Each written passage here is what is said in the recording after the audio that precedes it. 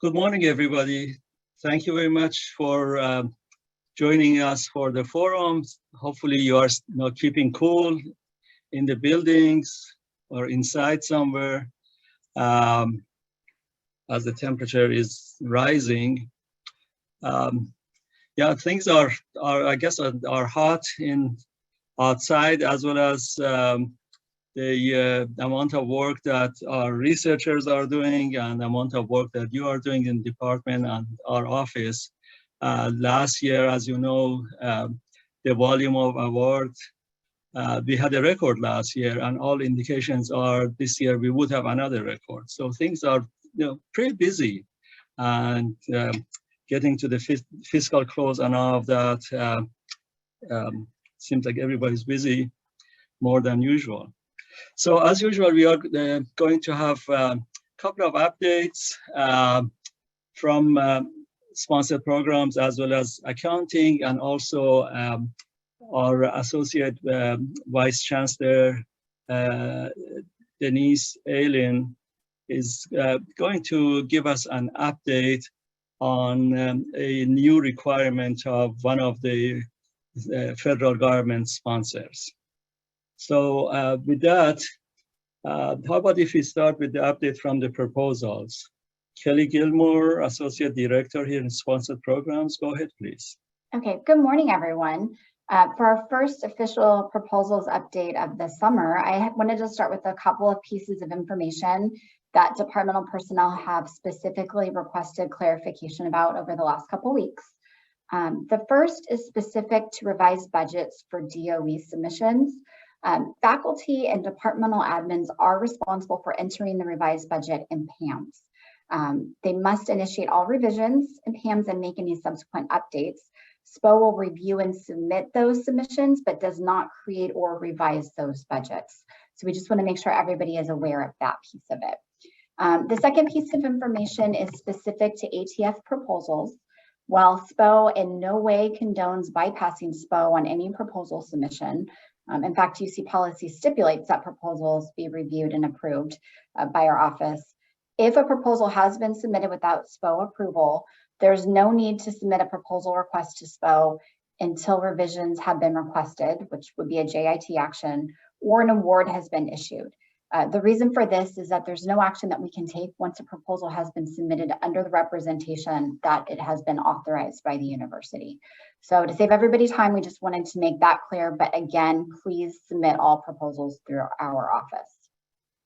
I also have a couple of quick updates specific to the proposals and subawards teams. Regarding proposals, we've had a few big proposal deadlines recently, and we have a big NIH deadline approaching on July 5th. We've already received several proposals for that July 5th deadline and wanted to take this opportunity to thank everyone who has submitted early, because it's allowed us ample opportunity to provide thorough reviews and makes July 5th a little bit easier on everybody. So again, thank you very much for your partnership with that. As for the subawards team, the group is working to the fullest extent of its capabilities to issue subawards and amendments as quickly as possible. We are still in the process of filling one vacant RA3 position, and also wanted to express appreciation for your patience and support over the last several months as we were short-staffed. And while on the topic of subawards, we also wanted to remind everybody that subawards are not automatically initiated upon award execution. Each and every subaward needs to be requested via subaward request form that's emailed to subawards, which should also be accompanied by a budget justification, and scope of work. So please keep that in mind as you're planning for the work in the fiscal year ahead. And last but not least, I have one more updated, which I think might be the most exciting news of the forum today. And it's not often that I get to share the most exciting news, so I'm happy about this. SPO is starting Zoom drop-in office hours every first and third Thursday of the month from 9 to 10 a.m. beginning on July 21st. So bring your questions and join our knowledgeable staff for guidance and training on topics like preparing and submitting proposals, CISO SP 424, ERA Commons, subaward questions, award questions, kind of anything you can think about that falls under the SPO umbrella. While those sessions have initially been scheduled for 1 hour, we may expand our hours if we have a great interest. So please come, bring your questions, and we're happy to assist in any way possible. This information and the Zoom link will also be shared via our listserv and posted to our website, so stay tuned. And I see a question. The time is 9 to 10 a.m. The first and third Thursdays of each month beginning July 21st.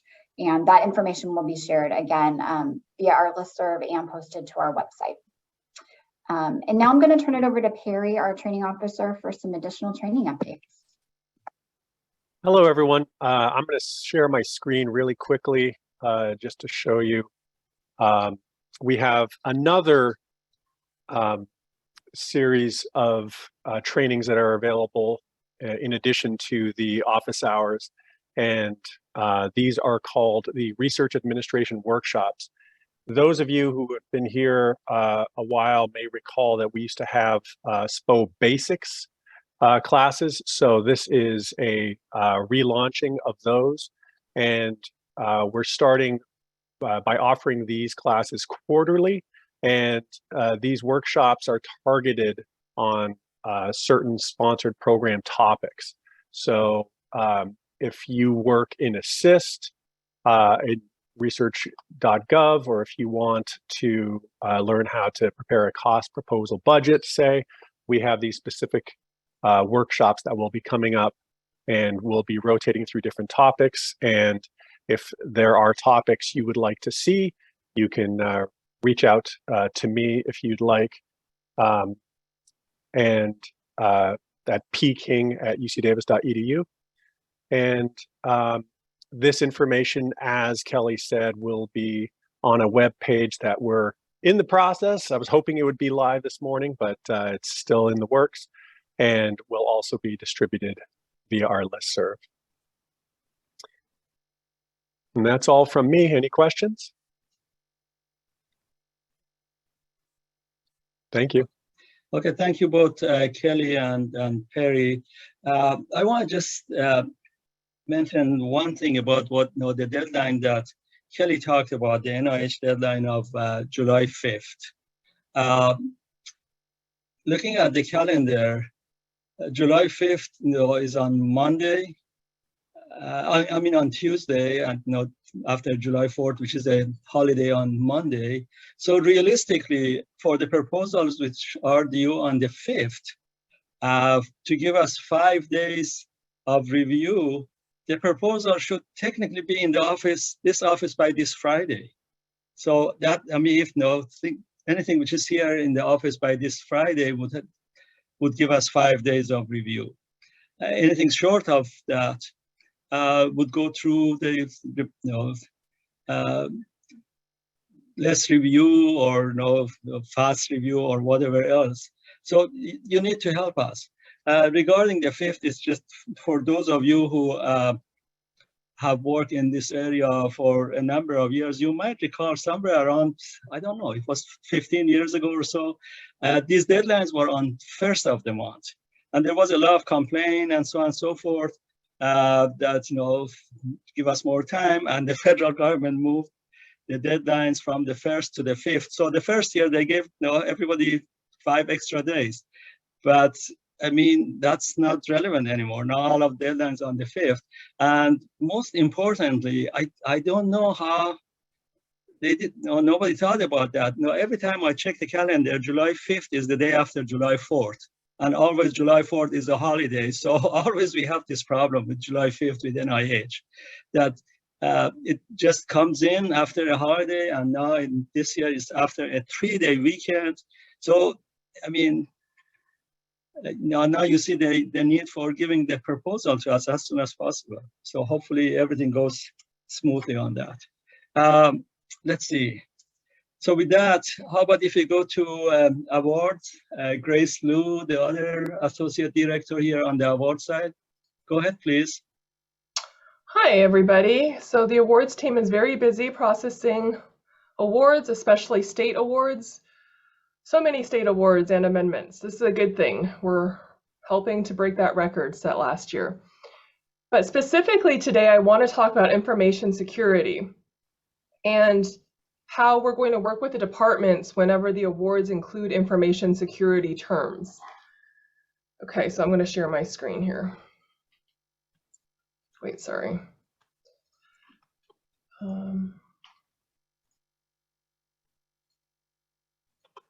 Okay.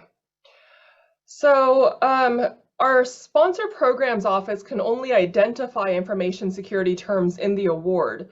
The actual assessing of whether the project environment or the computer systems in the department can meet the terms have to be determined by the information security office. So that's what we're going to talk about today. So when SPO sees certain terms, we reach out to CISO. And some of the terms are when the federal award includes a NIST 800. Those are when federal agencies put certain terms in for controlled unclassified information. They want the non-federal agency, which is the university, to have certain controls in place to protect that controlled unclassified information. And also in some California state awards, the Exhibit E has some IT security requirements. Some of the sponsors include that for certain projects.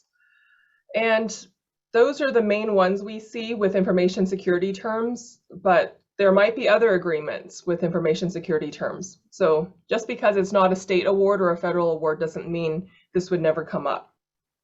All right, so at that point, SPO would reach out to the Information Security Office, and then the Information Security Office would review the terms and then ask some questions of the department and PI and tell SPO if we can accept those terms. So what does SPO do when we see these information security terms? So if you're a campus department, this slide pertains to you, campus department. We will talk about health systems in the next slide. So if we see a term in an award for a campus department requiring information security review, we, the SPO analyst, will send the research security assessment context questionnaire to the PI and the department. So this questionnaire will ask some questions about the scope of work and, this computer systems involved. This is information only the PI or department would have. SPO would never know the environment or the information security environment for the project. So you would then fill that out, send it back to SPO. SPO emails the filled out context questionnaire along with the award to the campus cybersecurity team. And then at that point, SPO kind of sits back. The campus information security office would review the context questionnaire and perhaps follow up directly with a PI or the department to assess the details. And then they tell SPO if we can accept the terms of the award. All right, so if you are a campus department, SPO will email you the security assessment context questionnaire for you to fill out. If you are a UC Davis Health Department, the process is slightly different. So once SPO recognizes that this is something that has to be reviewed by the Information Security Office, the health systems, by the way, has their own Information Security Office. And they have an online system. So instead of a general email, they set up an online system. And the only people with access are people with UCD Health email addresses, so not SPO. Therefore, the SPO analyst will email you basically this list of instructions that I'll go over now. It's called servicenow.com. I think Perry's going to put that in the chat. So the PI or department admin has to open the request ticket in ServiceNow because SPO doesn't have access to this UCD Health system. So you will open the request, catalog the item as IT security attestation letter for research or study, and then upload the award with the information security terms to the request. So SPO, always emails you the award. Once we receive it, you would upload that award. And then once you've done that, you then sit back and wait for the UCD Health Information Security Office to reach out to you with questions if necessary. If they don't have questions, then they should email the requester the attestation letter. And then the requester or initiator would email that approval letter to SPO, and then SPO will finish processing the award. All right, so because the UCD Health system requires the UCD Health email to access the system, the department has to initiate the request. But I think that's okay because honestly, you're the people with the information. So even if SPO started the request, we'd have to go to you to get the information anyway. So in this case, you're just directly contacting the Health Systems Information Security Office. All right, any questions? And like I said, if we do come across information security terms in your award, the emails from the SPO analysts will follow up and tell you what to do. Grace, there is a question for you in the chat. Okay, so what is the expected turnaround time? You know, so the Campus Information Security Office I know is down a person. So it depends, I suppose. But if we have control over our email request, we can say to them what the deadline is. And I think for the UCD Health, if there is a place for you to enter comments or notes, you should kind of tell them what the deadline is as well. So I think they can prioritize according to requested deadline dates. But like I said, I think both offices are pretty busy and are understaffed, just like all of us. So response time may differ. Grace, there's another question before that question regarding health systems. Okay, well, do you know how frequently the HS, Health System Security Team, reviews these requests? Well, it hasn't been that often, but it comes up now and then. Basically, if we get a federal award from DoD, it usually includes that NIST 800. Now, health systems doesn't get as many DoD awards, but sometimes people do for biochem or bioscience projects. State awards from various agencies will include information security requirements. So somebody asked if there's a separate UC Davis Health email. I've been told by the information security team over there that there is. So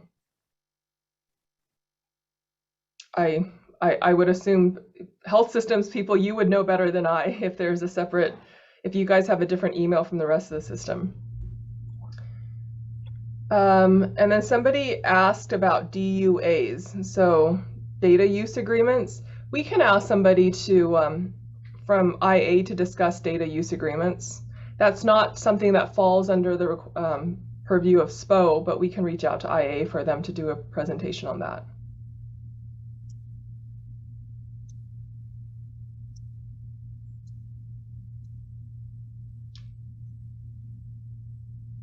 Okay. Oh, okay. So you need a health system login to be able to access.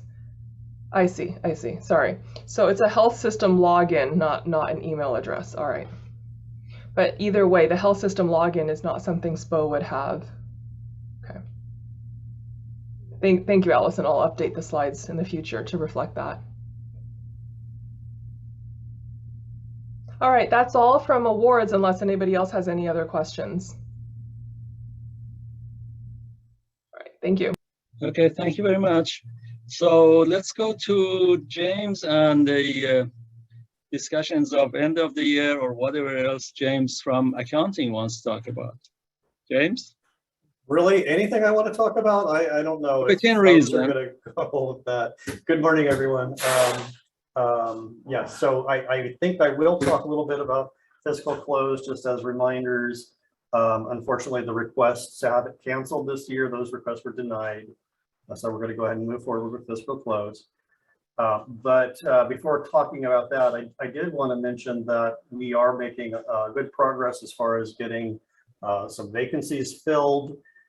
So we're getting back to full strength. We still have a few we're working on, but part of this was we were able to promote a couple of our folks from our Research Admin 3 to the Research Admin 4 role. So Caroline Pinocchio and Amar Banwich were promoted, which is great. We're really happy about that, but then that meant we, have to backfill the 3 positions. Anyhow, the bottom line is we're moving forward and trying to stay on top of all of these awards that the Sponsored Programs Office is bringing in. So that's where we are there. Physical close, let's talk about that. So about, time's a little bit of a blur. I think about 2 weeks ago, we sent out the list of sub awards that have balances where you might need to be recording an accrual. Hopefully you all saw that information, and we're able to then start perhaps reaching out to your subrecipients to try to, ideally what you want to do is get the actual invoice in hand so you can get that payment processed. But in cases where you don't have the true invoice, then you can book accruals to try to recognize these expenses in the correct fiscal period. That email has a link to some good information on the finance website regarding the fiscal close processes and accruals and deferrals. So take a look at that. If you have any questions, please let us know. The other big reminder is, we really do need to have the overdrafts cleared. So please try to find time to focus in on any overdrafts where we know that we're not going to have additional funding come in. So if you've got a 3-year award and we've only got 2 years of funding in place, then perhaps it makes sense that you have an overdraft at this point in time, because additional money is going to come in that will cover those costs. In the absence of that, you really shouldn't be having overdrafts. As we are, 1 year away from the Aggie Enterprise Oracle implementation, we in CGA are really focusing in on trying to clear out our backlog of closeout issues, which would include overdrafts that have just been lingering there. So our folks are making an effort to do that. It's best if we can just get those overdrafts cleared so that they never come back. The way the fiscal close process works is whatever doesn't get cleared on your side basically just gets moved off to a dean's office account and then reverses back at the beginning of the next fiscal year, so in July. So it doesn't do much more than allow us to appropriately recognize our income and expenses for the year. But you still have something to be cleaned up. So if we can make progress there this year, that's good.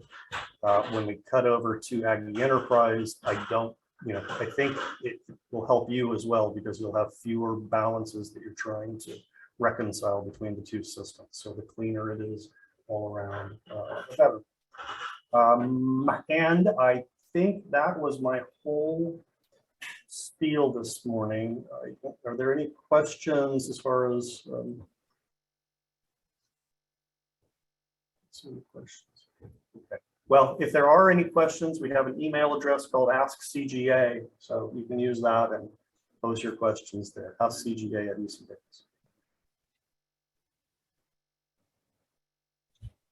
Thank you, James.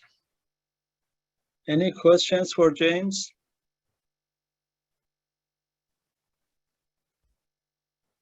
No, I guess, James, that was very clear. I don't see any questions for you. Thank you, James. As I said at the very beginning, we have an update or presentation from our Associate Vice Chancellor, Denise Ehlen, regarding a new requirement from a federal sponsor. Denise? Thank you, Ahmad. I will share my screen. I'm going to share an update today on the Department of Energy's interim conflict of interest policy and how we are implementing it. I do want to let you know that it is an interim policy. So UCOP has been working feverishly to try and address it. We had a very short timeline to make some changes, and that required getting additional clarification from the Department of Energy. So this is not finalized yet at the Department of Energy. So there may be more changes, but for now and going forward, this will be our approach to responding. Are you seeing my screen? Yes. Okay. So the UCOP did make edits to the policy. They were just posted yesterday. So Ahmad will share these slides after today's presentation, so you have the details, including this link to the policy updates. I'd also like to talk today about some additional UCOP guidance and then how this impacts your PIs making their disclosures in ECOI. So the policy edits basically are very minor. The Department of Energy edits to their new interim policy are very closely aligned with the NIH. So the scope of the policy has been updated to include the Department of Energy, as you see here. And then on pages 13 and 14, there is a link to the actual Department of Energy interim policy, so that if you want to review it, you can. And then UCOP will be posting some additional guidance this week. As of about 10:30 last night, it had not been finalized and released yet, but the goal was to try and get it released before the end of the week. So I also just want to point out what some of the key differences are. So the new policy does apply to all Department of Energy financial assistance. So any DOE proposal or award will be subject to this interim conflict of interest policy. And, you know, we do have to comply with it. So UCOP made the decision that because it's so closely aligned with PHS, they just modified the current UCOP policy wherever it says PHS to indicate that that also includes the Department of Energy, and that will use the UCOP PHS COI policy, but there are some minor differences between energy and PHS. So the slides include a very detailed table that sort of does the comparison for you and provides some guidance. And then I tried to just highlight in red what the key things are that you need to know. And again, Ahmad will share these slides so you can do a deeper dive, and you can always contact me with questions. So one of the differences is in the certification of the disclosure of any significant financial interest. The Department of Energy has a very different certification requirement. So there's a change in the signature language in ECOI, but the training requirements are not any different than they were before. So this is what it looks like. This is the section that had our standard signature block in ECOI, and now there's an additional section here that indicates for Department of Energy awards that the PIs are making a more detailed certification. There's no additional clicking, there's no additional information to be entered. We just have to make sure that our PIs understand when they sign and submit the disclosure that they are certifying that they are required to disclose the information, and it has some additional language about the certification. And then you can kind of see that full language here. It also includes language that explicitly states that they agree that they have a responsibility to update their disclosures at any time during the award. We already expect our PIs to do that, but it has to be explicitly stated now in the certification to satisfy Department of Energy. If you look at their interim policy, this statement here also has a requirement that they have to include their name and their title. And since our system is based on the Kubros ID, which is connected to our database that includes your name and your title, we are not asking faculty to include that information. They can use whatever signature they normally use. But if the Department of Energy were to request a copy of the certification, we can pull that information from the database to comply with that audit. The definition of financial conflict of interest is basically the same. There's no significant change that you should be aware of. The definition of investigator is very similar, so there's no change in terms of how we're implementing the conflict of interest requirements. There is a requirement for retrospective reviews, so the Department of Energy may require us to provide additional financial conflict of interest reporting more frequently than once a year. So they would contact the PI and the sponsored programs office if there were additional reporting requirements, and SPO would work with you and the PI to determine if that were required, and then with RCI to provide that additional reporting if it's necessary. Reporting financial conflicts of interest to the sponsor. The only thing we're required to report is unmanaged or unmanageable financial conflict of interest. And that would be determined by the Conflict of Interest Committee during their reviews. So if they reviewed a disclosure and determined that the conflict could not be managed, we would be required to notify the Department of Energy. I've only been here 9 months and I have not seen anything come into ECOI that we could not manage. So I would anticipate this is a very rare occurrence, but Ahmad can correct me if I'm wrong since I don't have that historical knowledge. Organizational conflict of interest is something unique in the Department of Energy's interim policy, but based on UCAP Council's participation in COGR on the 9th of July, Department of Energy clarified that the organizational conflict of interest language was really intended to apply principally to commercial, business, or private entities to prevent self-dealing. So it is not relevant to institutions of higher education. So there's no additional steps we need to take to manage organizational conflict of interest at this time. Sponsor to reimburse travel.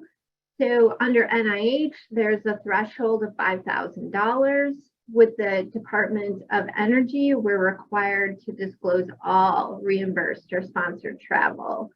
So when you go into the system, the standard language is here in black, and then in red, there will be a note that indicates Department of Energy requires the disclosure of all travel, and that PHS only requires travel of $5,000 or more.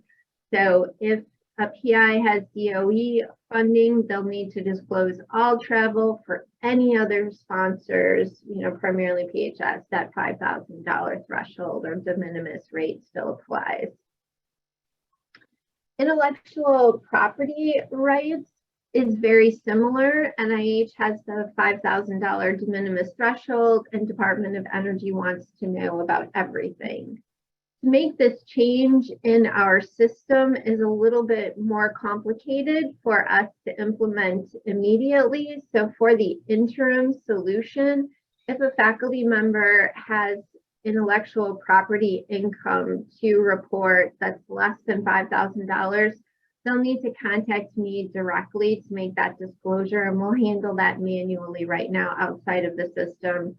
And again, since we have a relatively small population of Department of Energy awards, we'll handle this manually until the final DOE policy is released, at which point we can make a determination about changes to the system to accommodate that.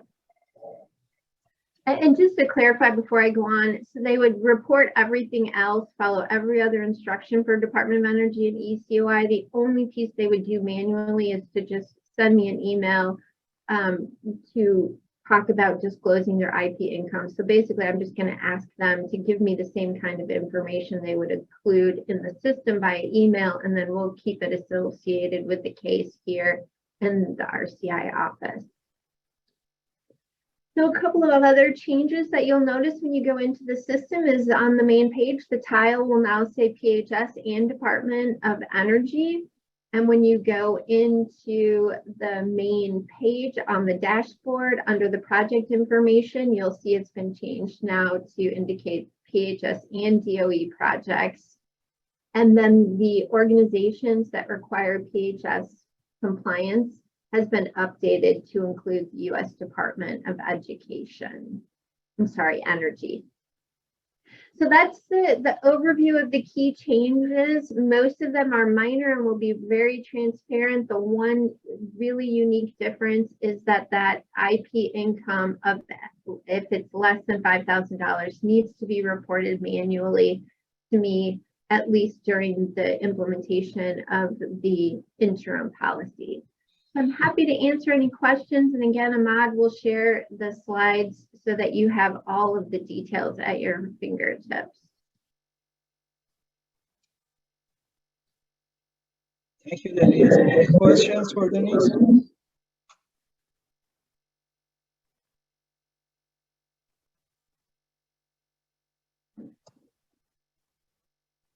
Well, I guess not. And if any of your faculty with DOE proposals or awards have questions, you can always tell them to contact me directly. I'm happy to walk them through it. Okay. Okay, thank you, Denise, again. So that's the end of our presentations. This is your time to ask any other questions related to what you heard today or anything else regarding the research administration. Questions for sponsored programs or accounting. I don't think any representative from other offices might be online. But any questions regarding any of these issues? I actually have a question about tax error corrections. Recently, within the last 6 months, my team has submitted a couple of tax error correction forms, but there were some taxes applied to some gift cards that were purchased on a project, and we were not able to get the tax error resolved. And we're actually told that if the amount is not 500 or more, then there is, it basically can't be resolved. So I was wondering what are we supposed to do if we have a tax error that's under $500? I guess that question is for James. I assume that's for me. So I just became aware of this issue last week, and I'm getting a meeting together with Diane Davies-Conley, who is the tax director, to discuss with her the implications of what they've been indicating as far as that threshold. I can't tell you right now what the outcome is going to be, but I have some concerns with where things are right now. So either there'll be another communication that comes out, or I can give an update at the next research forum. Okay, thank you. Sure.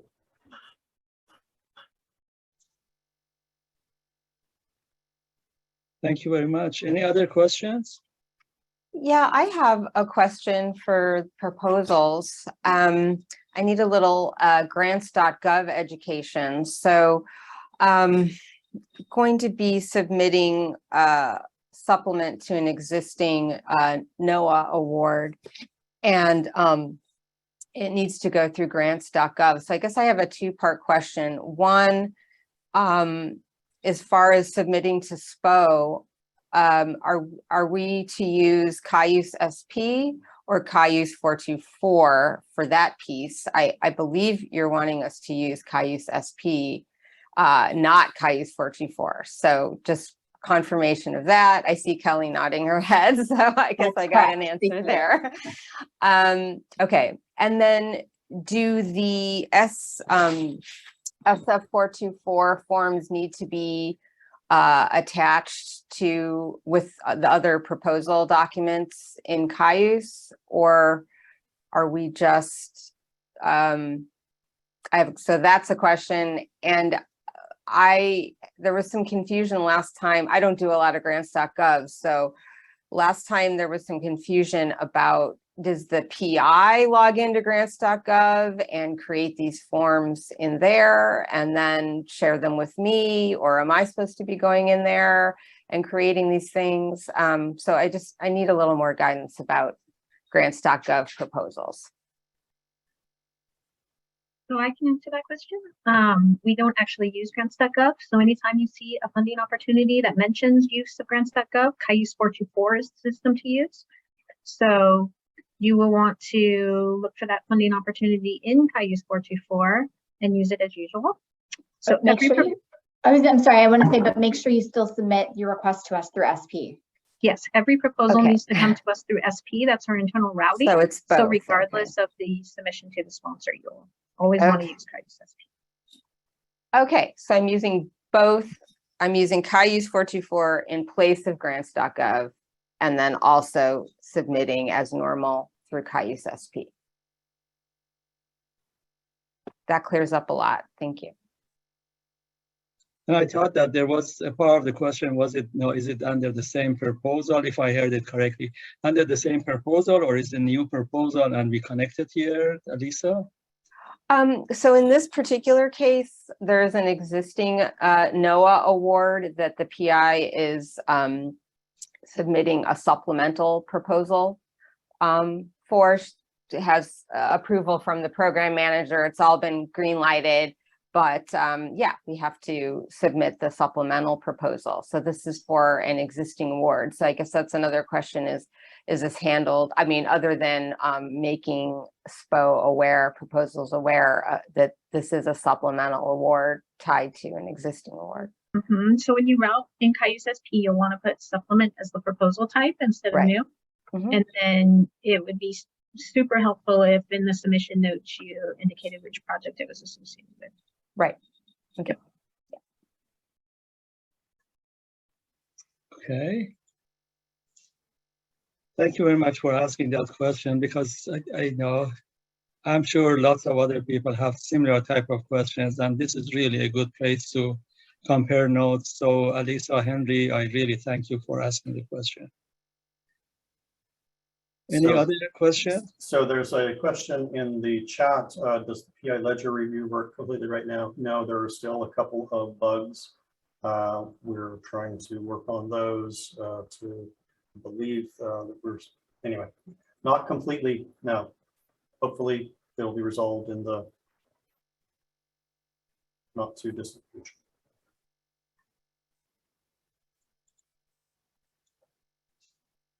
Okay. I have a question. I think this one directs to is for James, Ringo, and possibly SPO awards. But I've got several faculty who have submitted no-cost extensions and the award end dates coming up. And we have salaries scheduled on those awards, and the NCEs are not being processed to where I can change the account award end dates. My concern is if those don't get updated, what's going to happen with those salary transactions that are being scheduled are going to kick over or into the default UC Path account, at which time we're going to have to process documents to make that correction. Is there, I don't know where the holdup is for the no-cost extensions, but I know in the past that's been processed pretty quickly. Can James speak to that? Yeah, I mean, we should be able to process the NCEs pretty quickly. So if there's a backlog on the CGA side on the NCEs, let me look at it and see. And if you've got some specific ones that you're really concerned about, that I assume you're talking about things that have, did you say 6:30 end dates on them? Some are 6:30, some are 7:31. I think I sent an email to Ask CGA, so I'll forward that email to you, James. Oh, okay. Okay, thank you. Thank you. Yeah, if I don't know where in the NCE process it's being held up, but if there's an NCE request that has to go to the sponsor, SPO's acting on that pretty quickly right now because we know that the end of the fiscal year is coming up. Sponsors are also slammed right now, so they might be taking some time getting the NCE approved and signed and returned back to us. But SPO is, acting on NCE requests as soon as we possibly can. Thank you, Grace. I'll copy you on that email as well.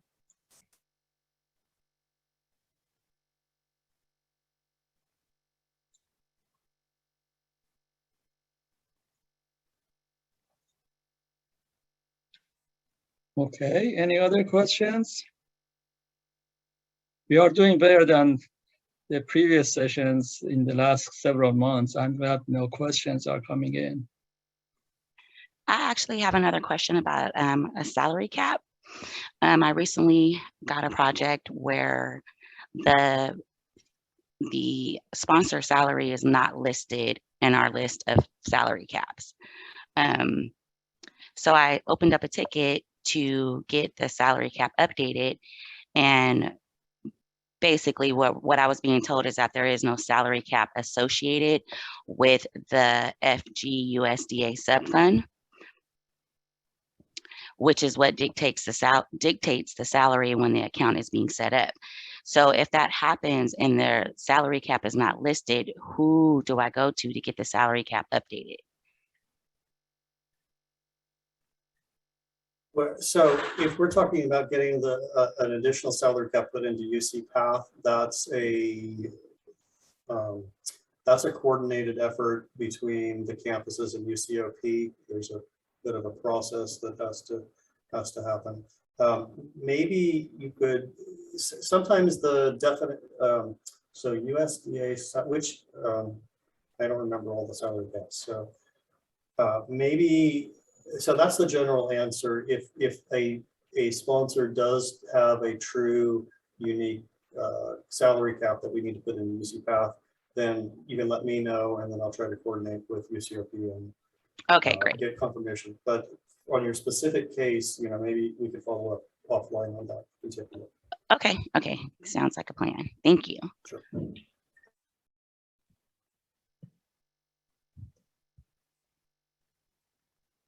Okay, anything else? So I know that lots of people are on the campus. This is the time of the year that people retire. We might not see some of you. From our office, we are losing one of the team leaders, Melanie Brown, who has been with our office for several years. And before that, she was in contracting services. She's retiring from the service. Congratulations, Melanie, and anybody else who's retiring now.